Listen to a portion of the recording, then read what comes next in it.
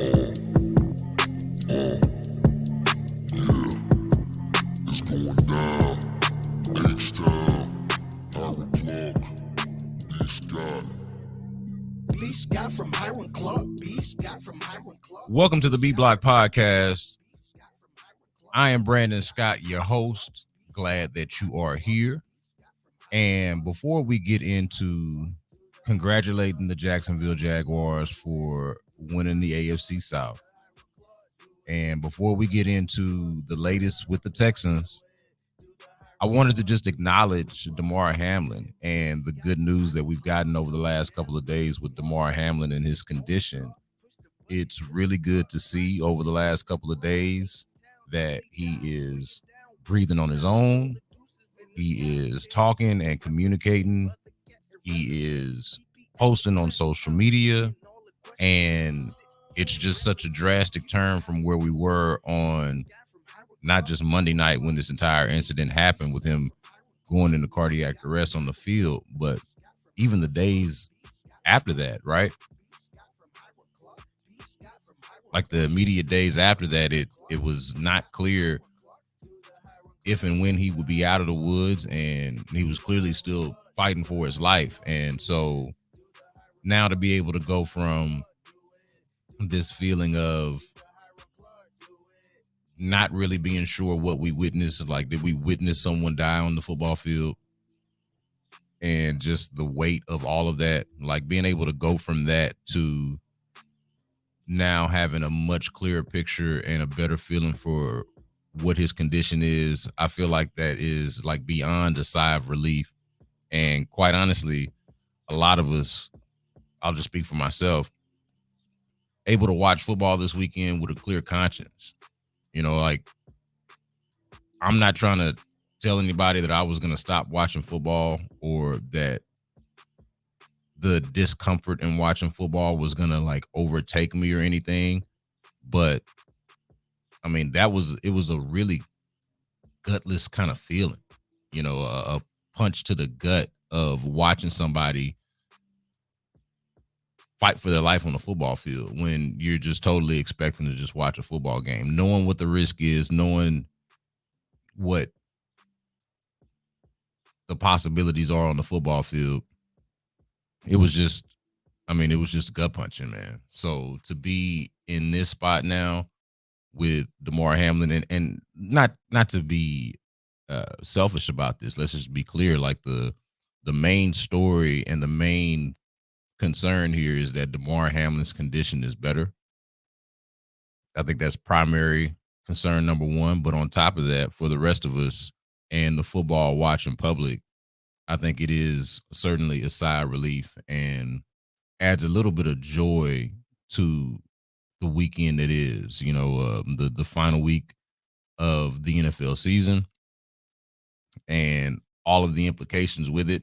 I'll say this, like the entire conversation post Damar Hamlin's cardiac arrest situation on the field about how seating would work and where the top teams would play and all of this kind of stuff. Like, I care about that stuff, or cared about that stuff before the Damar Hamlin thing. But I'm gonna be honest, man, like the entire conversation around it for me was just like, let me know, hit me up when y'all figure it out. Let me know who's playing where and when. I don't really care about who gets shafted here and how it's unfair to this team and all of that. Like that, everything.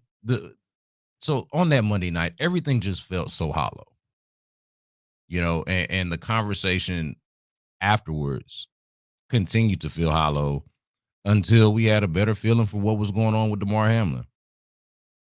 So all I really care about at this point is that it seems like the young man is going to be okay. And the rest of us, and when I say us, I'm really just talking about the NFL. The NFL is doing fine, just figuring it out. However the case may be, whoever needs to play where, neutral site. I mean, you know, they called the game, whatever's got to happen with the AFC Championship game. If it comes to that, like, we'll figure it out. We'll figure it out. And whoever is left with the short end of the stick, that's just tough luck.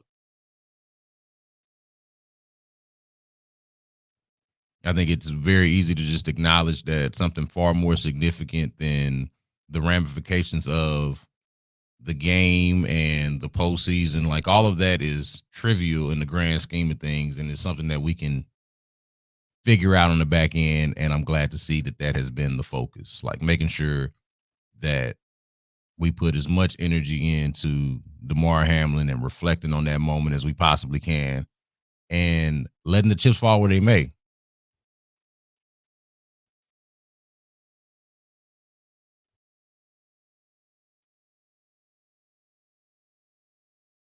I thought it was really good to watch.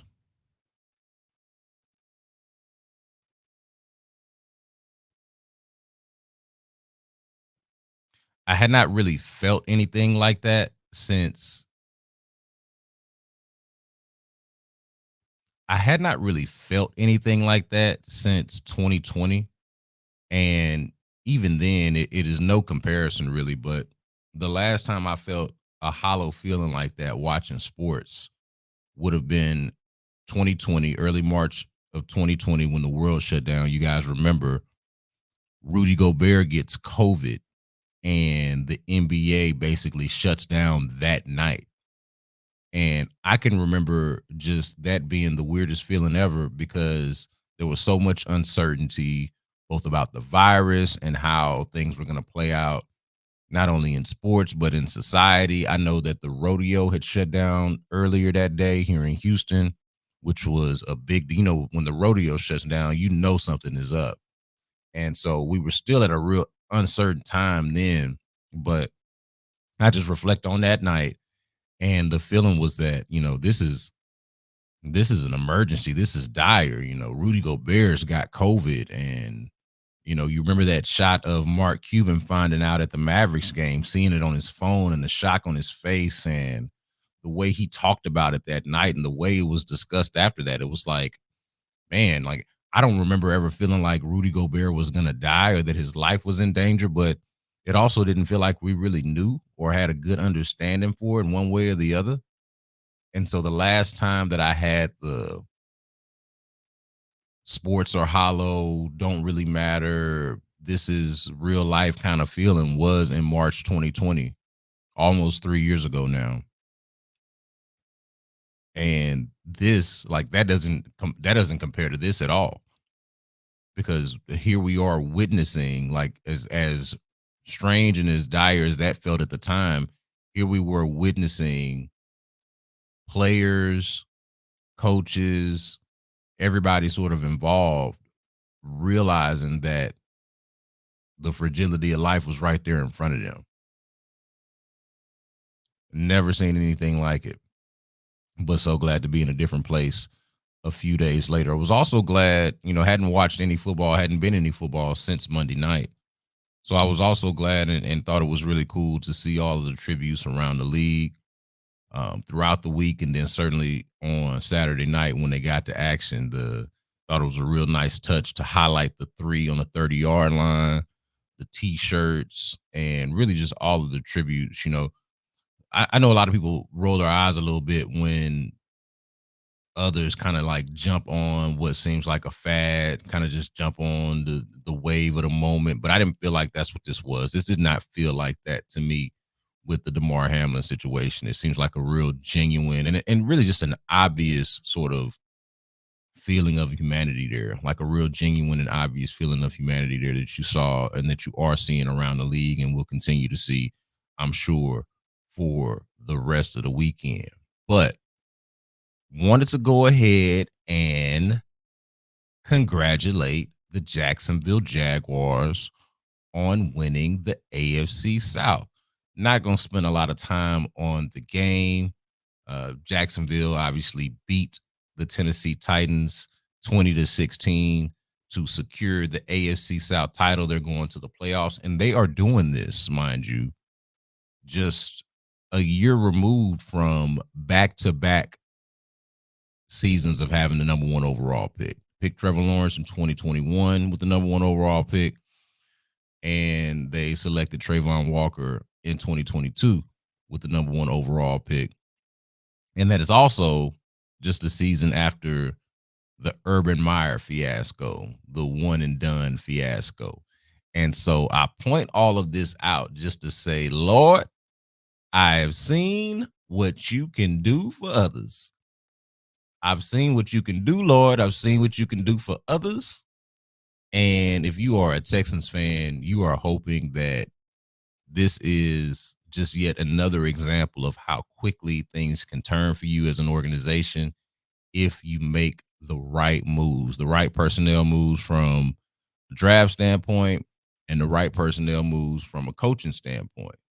Because say what you want about Trevor Lawrence, say what you want about the AFC South not being any good, but the reason why the Jacksonville Jaguars are in this position to compete in the postseason, to control their own destiny in the last game of the season, as they did and won this game at home against the Titans, basically taking away the AFC South title. Right? It was the Titans' division to win or division to lose earlier in the year, and obviously they won it last year. They were number one overall seed in the AFC. Taking it back, taking it from them.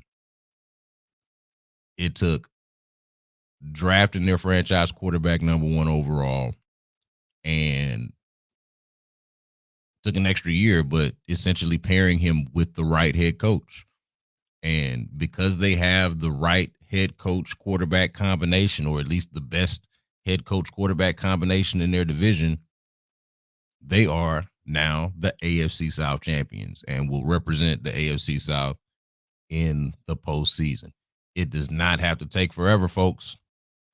It does not have to take forever. And I know that's maybe an odd concept for Texans fans to wrap their minds around, considering how the rebuild has been sold and communicated based on the running in place that's happened with the Texans over the last couple of years, hiring and firing head coaches after 1 year. Seems like they might do that again. We'll get to that in just a second. Having the quarterback quit on him and also have a situation that made it difficult to trade him immediately. I know you look at the Jaguars and say, well, we can't do that. We're different. We've got a messier situation over here that's going to take a lot longer to get through, a lot longer to work through. But I don't think it's got to be that. Jacksonville just showed you. Get the right head coach. Get the quarterback.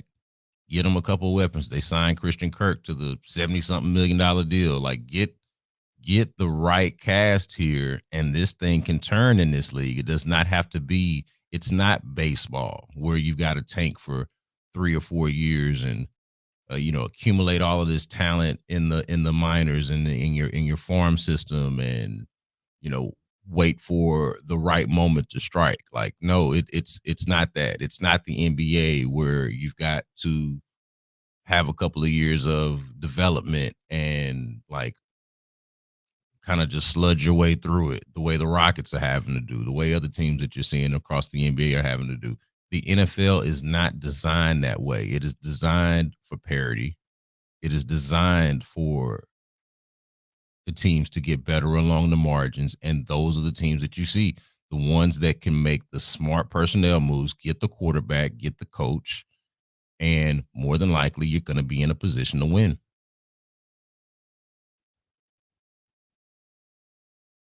It's just the way it goes.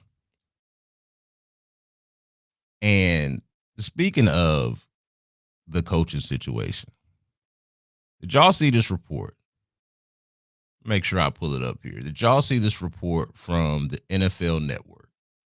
The NFL Network is reporting that Lovie Smith, who we all know is in a situation right now, first year as a Texans head coach, but more than likely, it seems like he's going to be one and done. They're the worst team in the league. They have an opportunity to secure the number one overall pick today when they face the Indianapolis Colts. So long as they lose that game, they will secure the number one overall pick. Don't think that was a part of the plan when they hired Lovie Smith.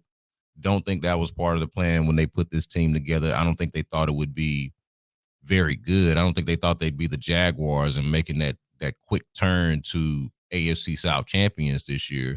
I don't think that was realistic at all. But the number one overall pick, only having 2 wins on the season, I don't think that was a part of the plan when Lovie Smith was hired. I thought they thought they would be better than this, and if I'm being honest, so did I. I did not think it would be this bad with the Texans.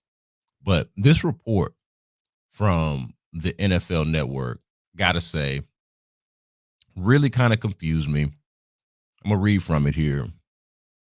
This is from Ian Rappaport and Tom Pelissero from the NFL Network. They say, concerned that he'll be the second consecutive one and done Texans head coach, Lovie Smith has been meeting with owner Cal McNair to state his case for a second season in Houston, per sources. Goes further to say that people familiar with the dynamics in Houston believe Smith, like David Culley a year ago, could be out after just one season, one in which the Texans enter Week 18 with the NFL's worst record.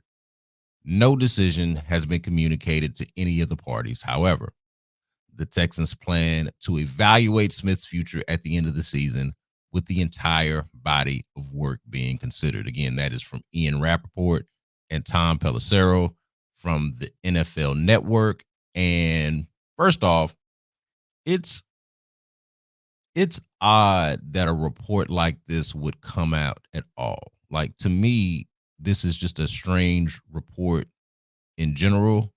I'm trying to understand what exactly is the motivation for it. There's no reason for Lovie Smith to leak something like this, to leak to the media. And I don't think he would anyway, even if there was a reason. But there's no reason for Lovie Smith to leak to the NFL Network, hey guys, I'm fighting for my job here. I'm still trying to convince the owner that I'm the guy for this job, at least for one more year.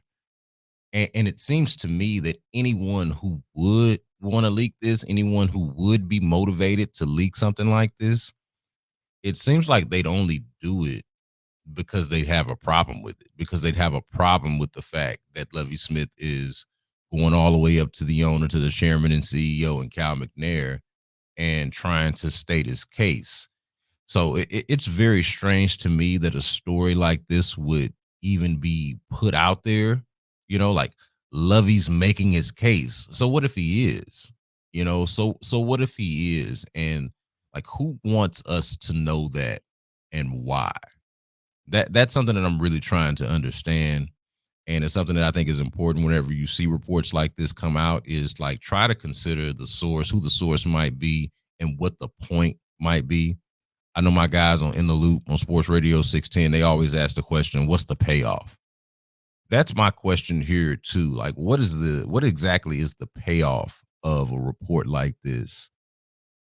A coach who, for all intents and purposes, is, on the hot seat, and should be. Anytime you have 2 wins in the season and you're the worst team in the league, you should be on the hot seat. Your job should be evaluated. You should have to sort of state your case or convince the person that's in charge of your fate or your future of why it is that you should stay around after a performance like this, after a season like this.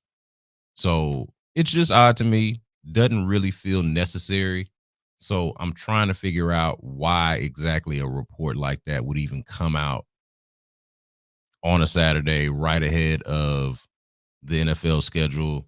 Just very, very strange timing, and just a very strange, like, unnecessary headline and message. We know that Lovey could get fired. We know why Lovey could get fired.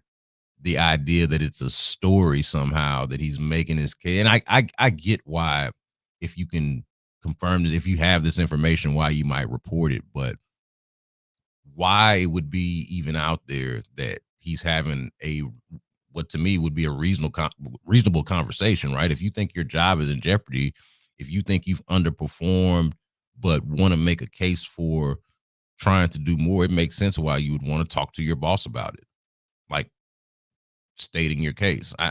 Very, very, very strange to me.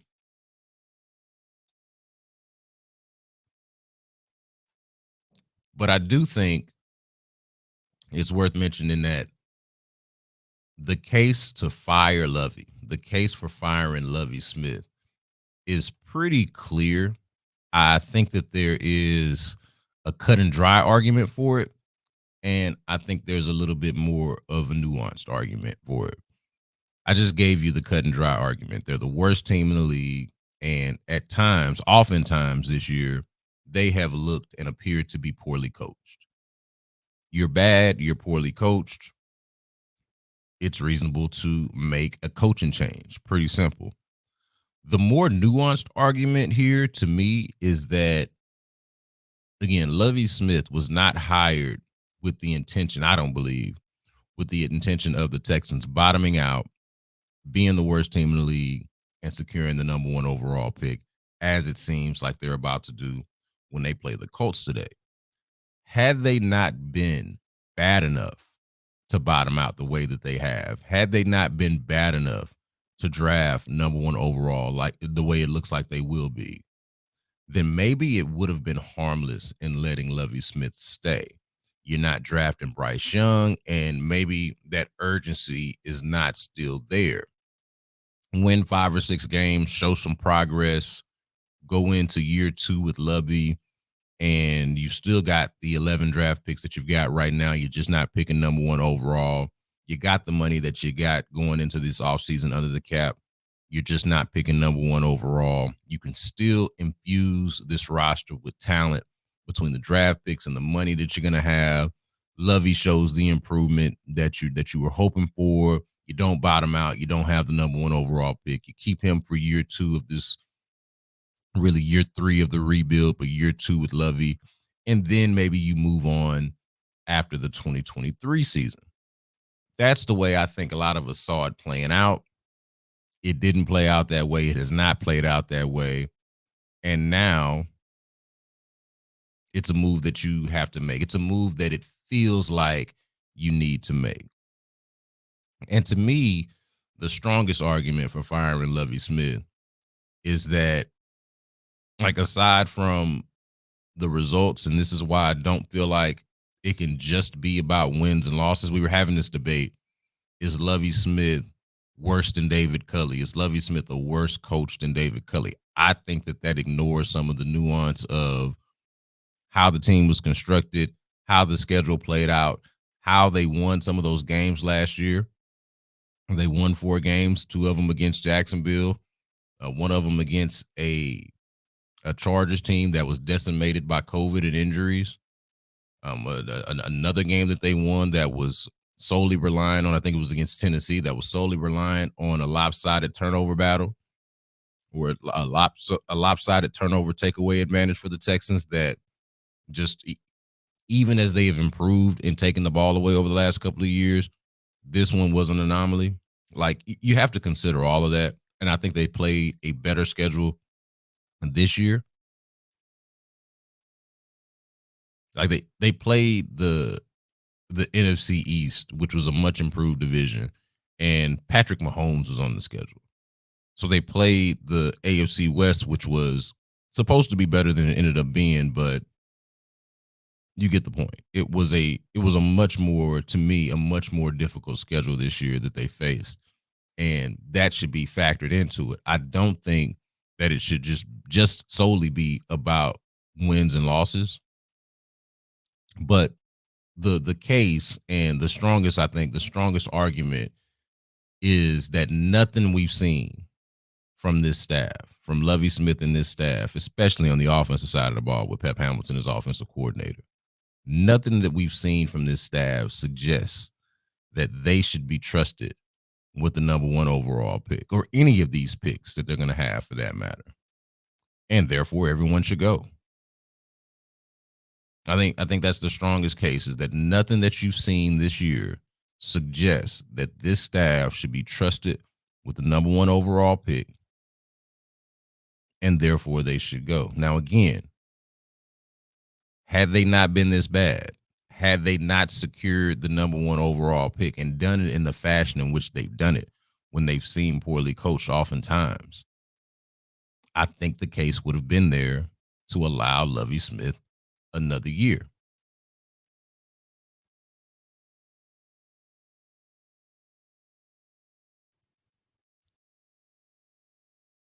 But that's just not what we have here. Another thing that I would say about Lovie and this staff that works against them, and another good argument against them aside from just the record, they showed that they are not maximizers. I may have said this before on the podcast. Y'all may have heard me say this on the air on Sports Radio 610 at times, maybe in other podcast appearances that you've heard me speak on. But a theme and a just a part of this to recognize with Lovie, and when you talk about the future of this team, possibly getting the number 1 overall pick, for sure securing a top 2 pick, right? They're not going to pick any further down than 2. What Lovie and this staff have shown is that they are not maximizers. The thing about Lovie Smith, at least for me, is less about him being the problem and more about him so obviously not being the solution. And that in and of itself is the problem when you consider where the Texans are in this moment, this potentially franchise altering moment, the way picking Trevor Lawrence altered the Jaguars franchise, the way punting on Urban Meyer and hiring Doug Peterson altered the Jacksonville Jaguars franchise. For me, it is far less about Lovie being the problem and his coaching being problematic itself, as much as it is just so obviously not the solution. I've said this. I feel like if you give Lovie Smith a good roster, you can have a good team under Lovie Smith's coaching. You give Lovie Smith a bad roster, you will have a bad team under Lovie Smith's coaching. He is not a maximizer. The coaching is not game changing. What you give him is what you will receive, essentially, is the output that you will get. And that's where I am right now with Lovie. You're going to need, if you're the Texans, you're going to need another coach sooner or later. It's just a fact. And I think that we knew that going into this.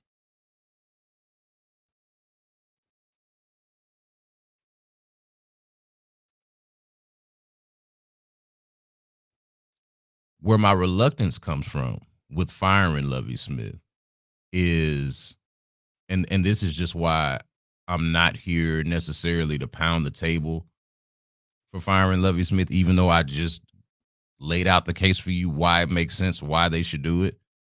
The reluctance that I have in doing this for the Texans is the fact that underneath all of this, underneath all of it, is still the Texans having serious trust and accountability issues. They've got trust and accountability issues we've been talking about for what seems like years now. But talk about firing Lovie Smith, or what sort of timeline is General Manager Nick Caserio on? No one truly knows what the standard or expectation is supposed to be around here.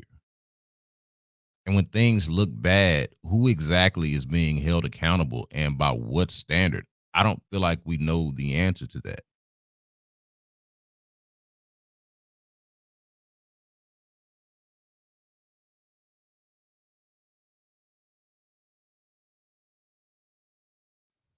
So that's where my reluctance to pound the table for Lovie Smith's firing is coming from. It is more about the general manager, more about the owner, more about upper management than it is simply the head coach. Because I just told you, it's nothing about Lovie Smith's performance that, to me, makes the case for him. But at the same time, I would ask, and I've asked this, did this on Sports Radio 610 with my guy in the loop that I mentioned earlier, did this on Thursday. What is it about the Texans' process in hiring coaches? Okay, what is it about their hiring process that leads you to believe that they should be trusted to do this a third straight year?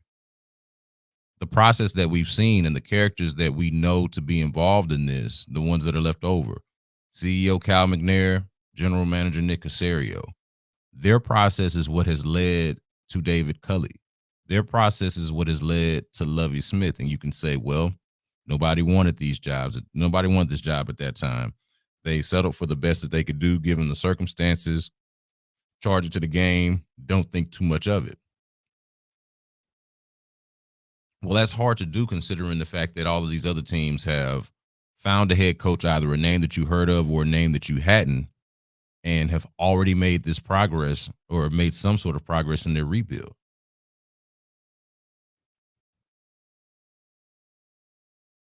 And I think no matter what excuses that you can build in, what excuses that you can come up with, this still can't be it. Like, think about it like this. When Lovie Smith was hired, I strictly remember this because I was there. When Lovie Smith was hired, it was assumed to be a 2-year plan while they get out of the mud. Now they got 11 draft picks, including possibly the number 1 overall pick, with the most money over the cap, or the most money under the cap, I should say, that they've had in years. It feels like it's a fresh start. But when he was hired, it was supposed to be this 2-year plan, kind of what I was describing earlier. If he had not bottomed out, if the Texans had not bottomed out, then it probably wouldn't be as much of a question about Lovie Smith going into year 2.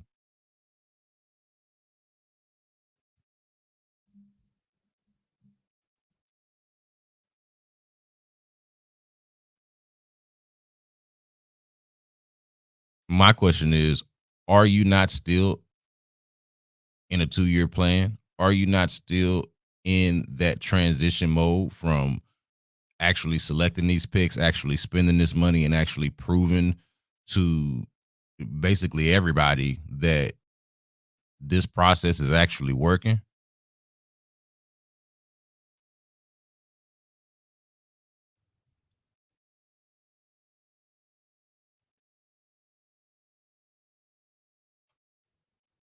Like, I still view the Texans as auditioning for their next head coach. That's the way I look at it. To me, I wouldn't mind giving Nick Caserio another offseason to focus on talent acquisition, to focus on recruiting the right head coach through the talent acquisition, and then having somebody to take over once all of that stuff is clear. But to me, is this job not more appealing after you display all of the fresh talent? Is this job not more appealing after you give more time to evaluate the general manager who is supposed to be in charge of hiring the coaches? Like, that's my thing. If a year from now you've already got these concerns about Nick Caserio, if a year from now we come away feeling worse about Nick Caserio, to me it would seem even more absurd that that's the person that you allowed to hire 3 head coaches in 3 years. And then where is that head coach? Where does that head coach stand after the season is done and you're still not sure, or probably feeling less sure about the general manager, the person that's supposed to be in charge of the entire process? See, to me, the Texans, the best thing that they can sell right now is hope. Number 1 draft pick, 2 in the first round, 11 picks this year, cap space, all of that. There is hope in that. But I think better than hope, you can sell results. And there are still reasons to be skeptical about this organization, from McNair to Caserio to obviously the head coach and the roster. Show some progress with the talent infusion, prove to the next prospective head coach that this is the right place to be. And to me, then you got something. Because I'm not sure that the hopes and dreams is good enough. You hear people try to sell this job. They try to sell the Texans as, hey, that's the job that you want in the offseason. Not the Broncos with a broken Russell Wilson. Not the Carolina Panthers, who don't have a number 1 pick, don't have a quarterback. Not the Panthers. Not, you know,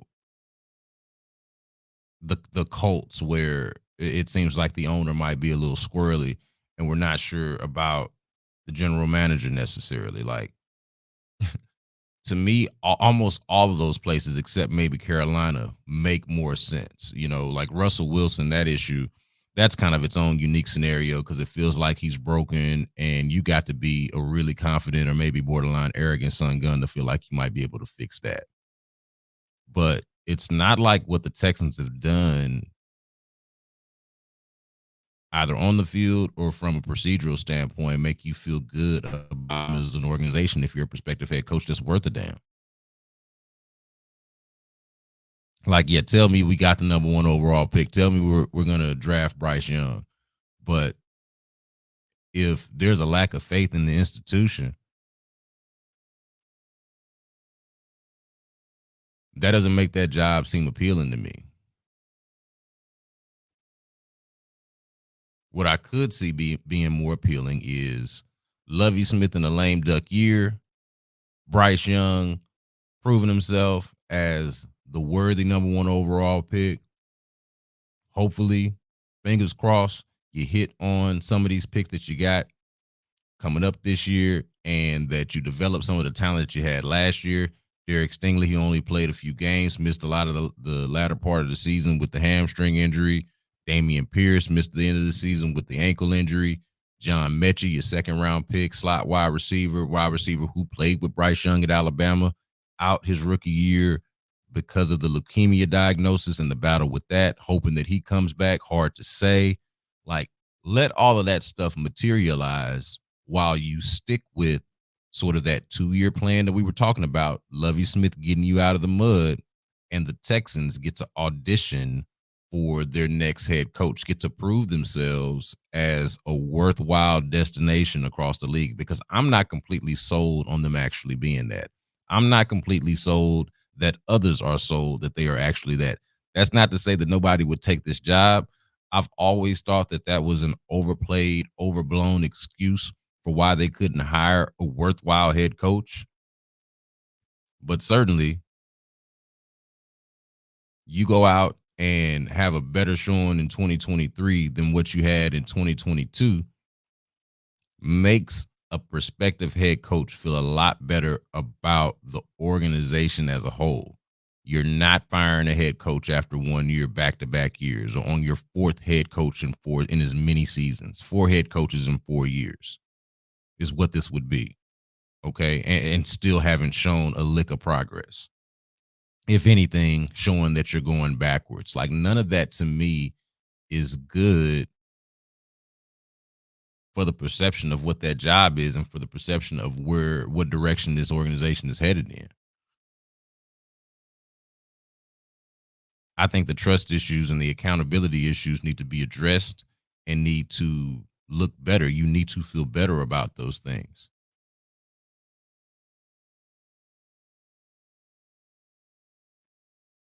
Or at least it would be nice.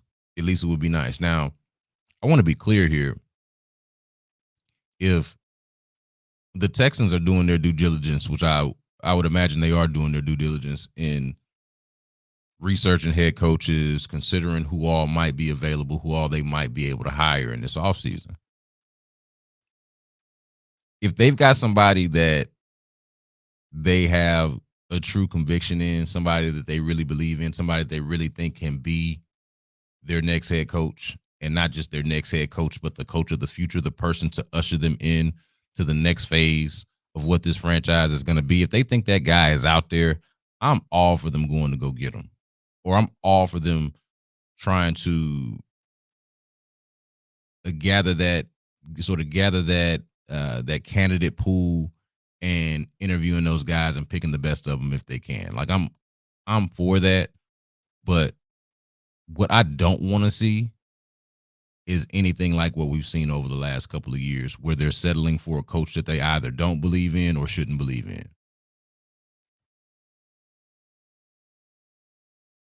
David Culley was a coach that I didn't think they should believe in. Lovie Smith was a coach that I expected more from and thought that they should believe in, but it was so very clear that they didn't believe in him, because why did they hire him? Or why didn't they interview him in the beginning? Why didn't they hire him from the beginning? Lovie Smith was not an unknown commodity. He was not somebody that they needed to do research on. It was not like this aha moment, like, oh, you know what? Lovie Smith might be the best for the job. Lovie Smith was a known entity, known to them personally because he was in the building as their defensive coordinator. And damn it, he's Lovie Smith. If you were interested in Lovie Smith being your head coach, that's something that you could have pursued from the very beginning, either from the David Culley hiring process or certainly from the post David Culley firing process. And they didn't do it until the last minute. That tells you all you needed to know about how much they believed in the guy.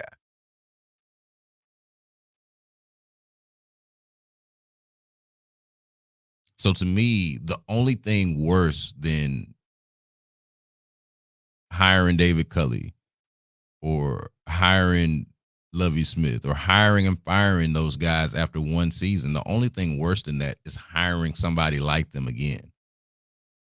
And by somebody like them, I mean somebody that, again, you either shouldn't or don't actually believe in as the coach of your future. That is the part of this process. That is the possibility of it all that I am afraid of for the Texans and for their fans. That, God forbid, the evidence that you've seen over the last couple of years actually means something. And it means that these guys don't really know what they're doing hiring head coaches, or maybe the narrative is true and the job is so undesirable that this is just the best they can do. And for a third straight year, they thought they needed to do it. They thought it necessary to do it. And they can't get it right. Only thing worse than hiring and firing these two guys, David Culley and Lovie Smith, after one season, is doing it again and again. Are you convinced that they're not going to do it again? Are you? I'm not.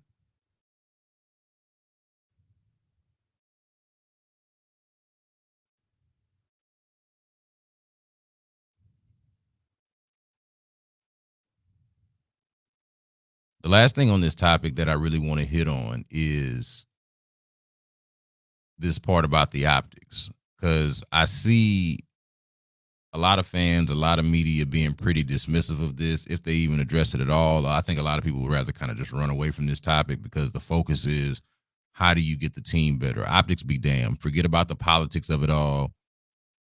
How do you get this team better? If you're a fan of the team, you just want to see results. You don't care about all of this other stuff, whatever Brian Flores was trying to highlight in this lawsuit, and whatever you hear the league say about its hiring practices and diversity in coaching and management and all of that. Like, a lot of fans just do not care about that. They just want to see their football team win. A lot of fans go to football, come to sports, right, to escape that type of thing. Don't want to acknowledge that there is this real life element to the sport. And so, why we got to talk about this sort of thing? Let's just talk about football. Who's the best coach? Who's the best quarterback to draft? And where should you spend the free agent money and all of that kind of stuff, right? Real easy to be dismissive of the optics and having back-to-back one and done head coaches who are black. But it will be true if this happens, okay? It will be true that the Texans hired and fired David Culley and Lovie Smith, both black, in back-to-back seasons in which, okay, this is important, hired and fired these guys in back-to-back seasons in which they either were not reasonably expected to succeed or not given a reasonable chance to succeed. Back-to-back seasons in which they were not reasonably expected to succeed. And I want you to think about it like this, okay? Think about it like this. While the evaluation periods for general managers and head coaches are different, they operate on different timelines normally, especially when they're not brought in as a package deal. Like, you bring in the general manager, and then the general manager is in charge of hiring the head coach. Is basically the setup that it's been here for the last couple of years. They can operate on different timelines, but the built-in excuses that exist for why Nick Caserio deserves more time, why Nick Caserio deserves more time to get this thing right and to fix this roster and to fix the state of the franchise, those excuses and that logic also applies to these coaches and has applied to these coaches, or at least should. Saying that Nick Caserio was limited in what he could do from a talent acquisition standpoint, which is true, by the way. Okay. Super limited. No first round picks over the last couple of years until this past year. Okay. So you went, what was that? Basically 3 years, or let's see, at least 2 years without a first round pick. Okay. 2020, 2021. The built in excuses for that are true. Okay. Acknowledging that, okay, you've also got to acknowledge that the coaches would only be working with so much talent. They would only be working with but so much talent under those circumstances that Nick Caserio's working under. Like, that's just true. So we understand that the timelines are different, but you gave way more leeway, gave way more wiggle room to the general manager than you did to the head coach, even though the story for both of them was the same. That neither could fix the problem in what I think even Nick Caserio kind of calls like a microwave society, or like this instant gratification. Maybe it's not Nick Caserio who said microwave, but like instant gratification. There was going to be no instant gratification in the Texans head coaching hire, either in 2021 or in 2022.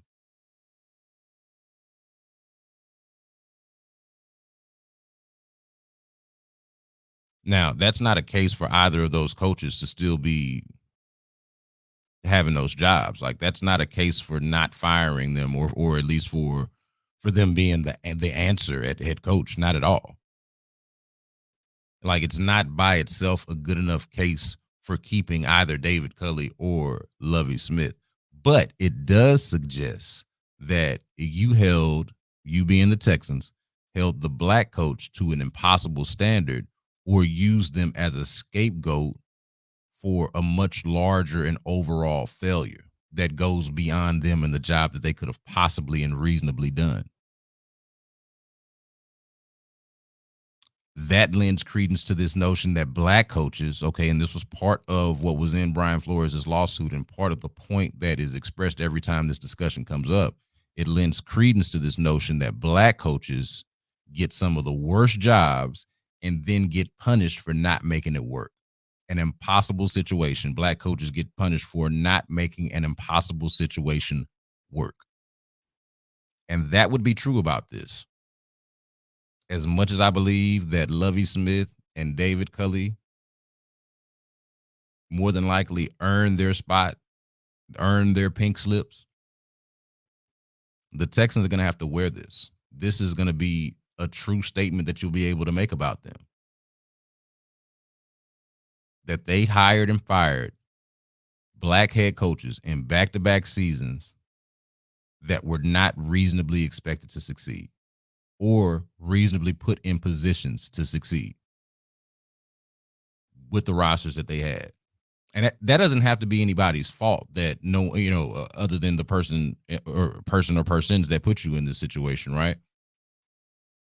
That doesn't have to be Nick Caserio's fault that they're not in a position to succeed necessarily. I think it is to a degree because he's in charge of putting the team together. But again, the built-in excuses that you have for Nick Caserio and why he needs time to figure this thing out, to work through this thing, those excuses work and apply for the coaches as well.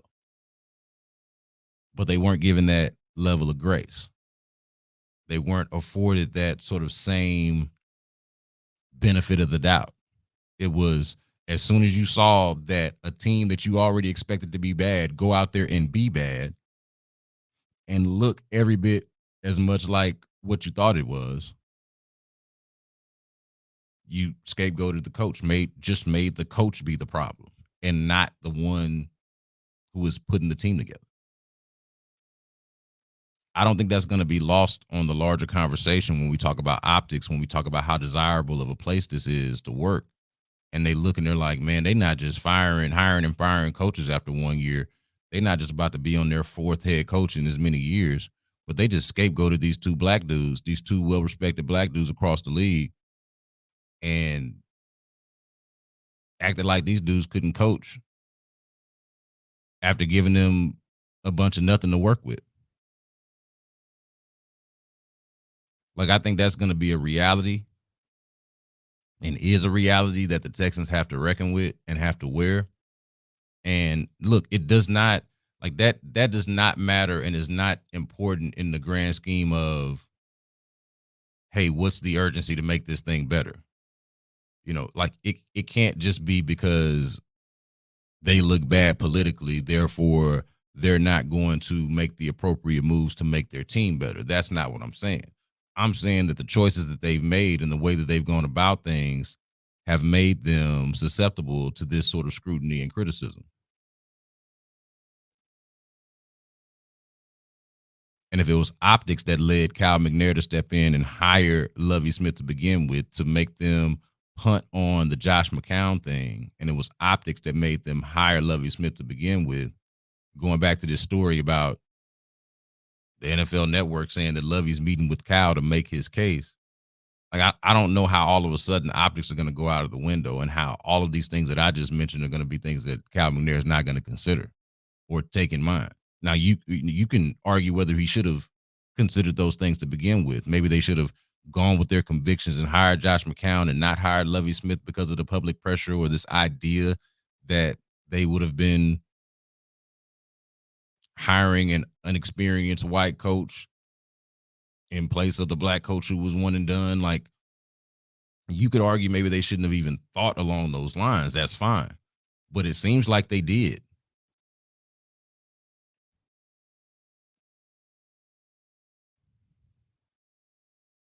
And maybe you can jump in and out of the optics business. Maybe that's the case. Maybe you can care about the optics 1 year and not care about the optics the next year. Maybe that's the case. And maybe that's what they do. But all of what I just told you and all of what I just described is real.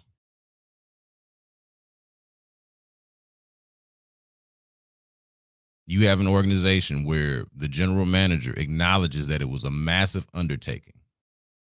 You got an organization where everyone across the league understands that there is a lack of talent.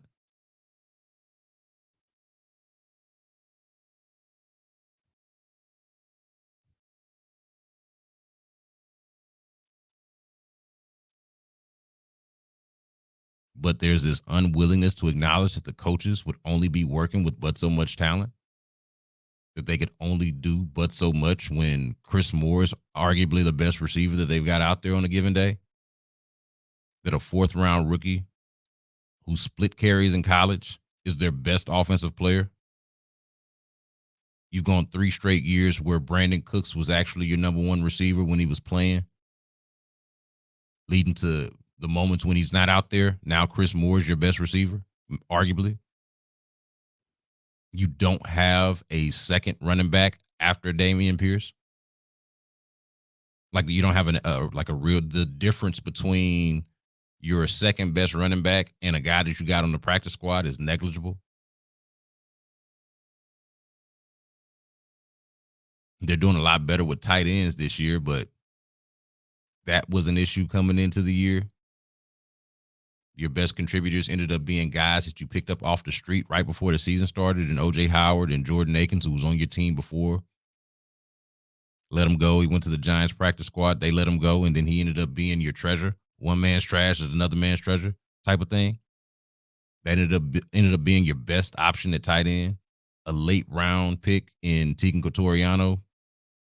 Like, just trying to piece it together.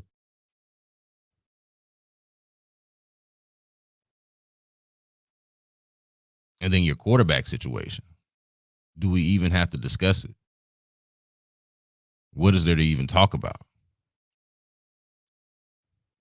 Like, imagine being David Culley and Lovie Smith and your job hinging on largely on the play of Tyrod Taylor. Davis Mills, Kyle Allen, Jeff Driscoll. These are the guys that have played quarterback for the Texans over the last couple of years.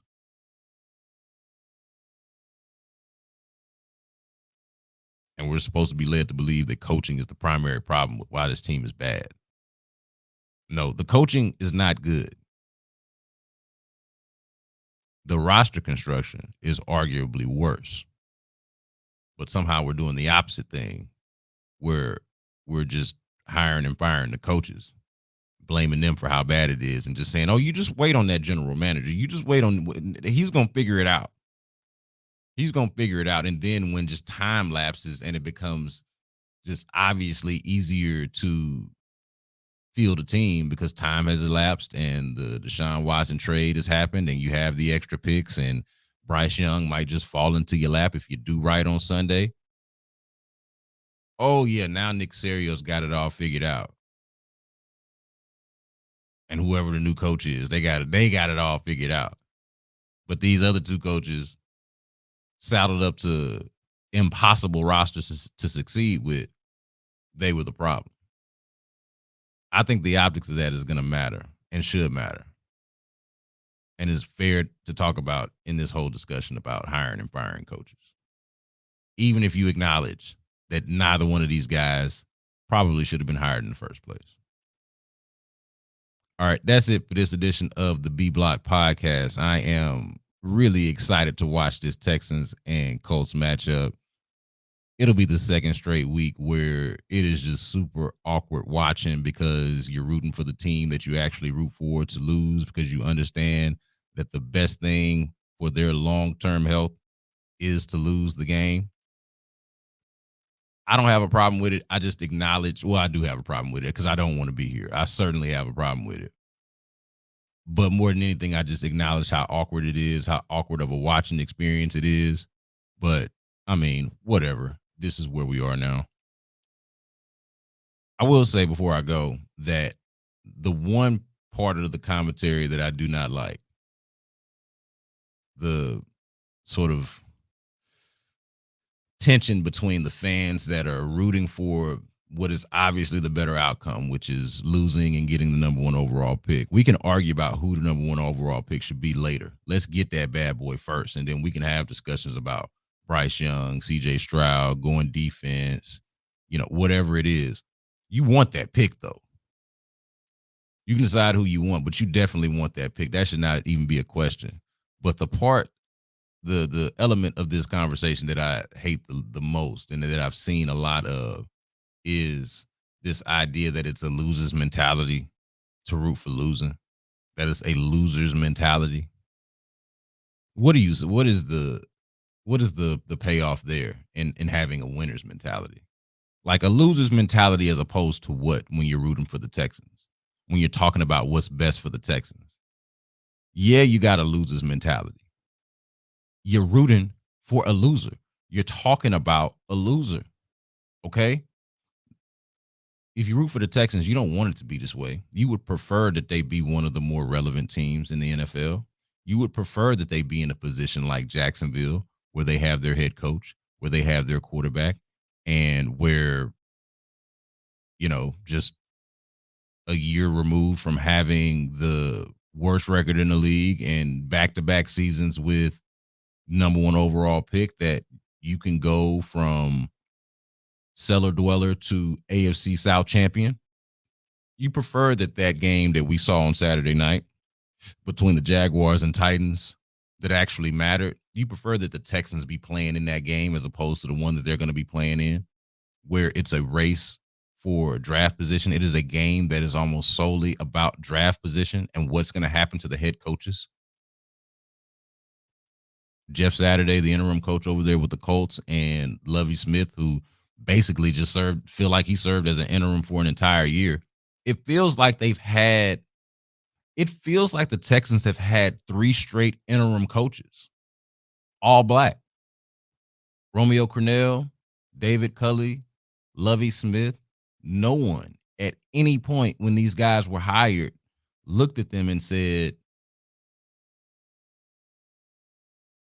that's how the Texans are going to go into the future. This marks a new era in Texans history. You watch what they do. No one said that. No one thinks that. No one believes that.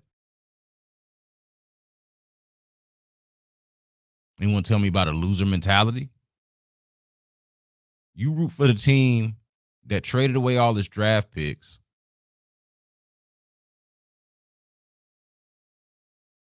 lost his franchise quarterback, can't get the head coaching hiring right. Back-to-back 4-win seasons followed up by a 2-win season. In position to get the number 1 overall pick, and you want to tell me about a loser's mentality? What a winner's mentality gonna get me right about now? Make my mentality right now a winner's mentality and tell me where is it gonna get me? How far is that gonna get me? I'd like to know. Do if I think therefore I am? If I think like a winner, if the Texans think like winners this weekend, are they gonna not be losers still? If they win their 3rd game of the year and solidify that number 2 pick, because the Bears probably gonna lose too, and then the Bears end up getting the number 1 overall pick that they'll more than likely be able to trade with Indianapolis so they can get Bryce Young. You gonna tell me that a winner's mentality is more valuable than that? Keeping your mentality right. Why have a winner's mentality if you're not a winner? It's something that you got to practice. Mental reps. Is that the value in it? Is that what we're talking about? I just don't get that. I don't get the whole loser mentality thing. Yeah, because I'm a loser. So yeah, they're the Texans. They're losers. And as we all know and understand, the NFL rewards losing. It's why the parity exists. It's why a team like Jacksonville can win its division right after the Urban Meyer debacle, right after having back-to-back years with the number 1 overall pick. It is why the Cincinnati Bengals, another organization that does not like exactly scream competence and model franchise, it's why they can be relevant. Because it seems like they got an okay to decent head coach, and they were bad enough to get the number 1 overall pick in a year where there was a clear-cut quarterback to take with the number 1 overall pick. And I'm not gonna get into this now. We can talk about it later. No, there's some disagreement on Bryce Young in terms of durability and how well will that size play on the next level. But I see it. I see it, and from a talent standpoint, from a production standpoint, I get the concern about the health and durability. I share those concerns, but it is a risk I'm willing to take because I think that the upside is that high. I think the kid could be that good. And so I want to see it. Go out there and lose this game today, Texans. It's the only right thing to do. It's the next right thing to do. Subscribe, like, rate, review, tell people about the B Block podcast. Also, the H-Town Hoops podcast. Do that every week with Adam Spillane. You can subscribe to that. Find that anywhere you get your podcast. And until next time, y'all be good.